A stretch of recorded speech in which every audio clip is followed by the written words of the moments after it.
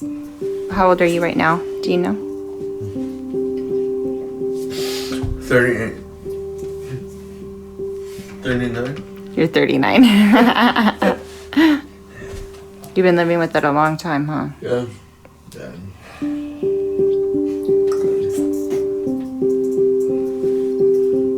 Are you frustrated? Yeah.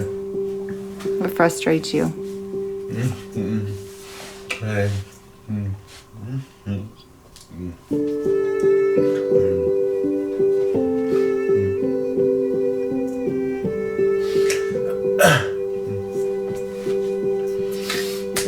No medication.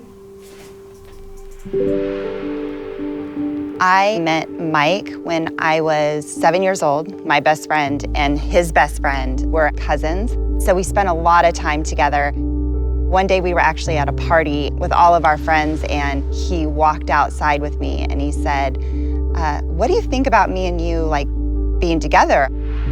From that night forward, Mike and I never spent a night away from each other. When Mike was a young child, he had this notebook, and he wrote like his 12 goals or what he wanted to happen in his life. He wanted the Rams to win the Super Bowl. Then it said on the top of the list that he wanted to be a sheriff. So when we moved to Sacramento, it just seemed like the perfect time for him to make that goal come true. We were very young kids, raising a young kid, and decided it was time we had to start building a life for this life that we created. And I actually remember thinking that when Cooper was born and I was planning another fun vacation and thinking, how did I get so lucky? Like, I have the perfect life. I had 2 beautiful children. I had an amazing career. Mike had an amazing career. And then with one phone call, everything changed. We got a phone call from his uncle. He was told that your father has passed away. And because you are next to kin, the mortuary is going to need you to sign papers for his cremation. And my husband was very shocked because he hadn't seen his father since he was 7 years old. He called the mortuary and set up a time, and he asked, what's on the death certificate? And they said, well, it's something called Huntington's disease.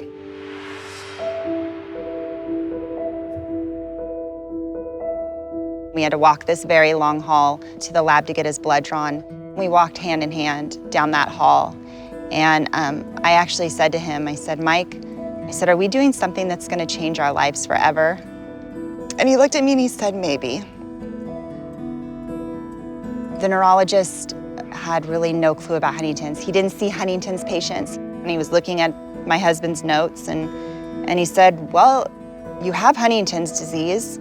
There's nothing we can do for you. It's terminal and you're gonna die. We went into that office with hope of maybe there's a treatment that we didn't know about. Maybe there was a therapy, maybe there was some research, maybe there was something. We were given nothing. So I watched my husband's spirit break. He put his head down and I was not gonna let that happen. For so long, Huntington's disease has been known as a movement disease because that is what people see, is the involuntary movement. But the cognitive and psychiatric part is the true impact on the family. The responsibility of the children fully fell on me. There were numerous times Mike forgot our children at school. I knew daily he was struggling driving. If he was driving and the radio was on and the kids were in the background talking, that was too much for him to be able to focus. And so I finally had to tell him that he couldn't drive our children anymore, and I didn't feel safe. That took a huge independence away from Mike. And that day, he now 100% depended on me to get anywhere.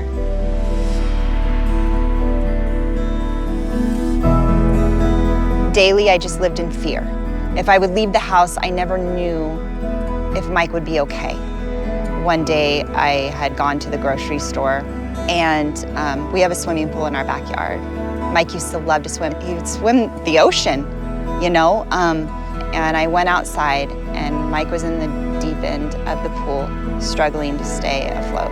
He didn't know how to grab the side to pull himself up. He kind of forgot how to swim, and I lifted him out and pulled him out. And we both sat there soaking wet, and I said, Mike, I said, we have to talk about a care home. I had to learn to be my husband's advocate and always fight for him, but so did my kids. They had to learn how to do that too. There's so much unmet need in Huntington's disease. I wish there was more public knowledge about the disease. I wish there was a treatment therapy, obviously more than anything. There is no medication out there to slow or halt the progression of the disease. There is nothing. My children, all 3 children, are at risk. I spend many nights up with them talking about HD and testing and what that means. Genetic discrimination is something that definitely affects a lot of us. I would never want to be defined by my positive or negative test. I haven't gotten tested specifically because there is no drug available. So if I'm pre-symptomatic, why would I get tested? If I knew that there was a treatment that prolonged cognitive function and prolonged all of this, I would have gotten tested when I turned 18. There's a person behind this disease, and I think that that's what people forget. I forgot that a lot with my dad. That was hard. He wasn't just another movement, or he wasn't just another voice tick, or he wasn't just another forgetful person. He was a person who got his life taken away from him because of this. I'm completely a different person after Mike. You know, I saw Mike, as I advocated, being so proud of what I was doing because he knew I was fighting for him and he knew I was fighting for our children. The fate of Huntington's disease had to change, and I wanted to be a part of that change. He kept saying, you have to keep going because the kids. So he really encouraged me, like, you have to keep going. You have to help our kids. Anytime I finish an event or do anything, I always say the same thing, and that is we fight to be the last generation to live with Huntington's disease like our generation and past generations have been forced to do. When I mean forced, there's no other options than to live the way we've been forced to live. There's no treatments, there's no therapy, and that has to change. So that's what we fight for until new therapies and treatments are found to relieve the pain and suffering that our loved ones have to endure living with Huntington's disease.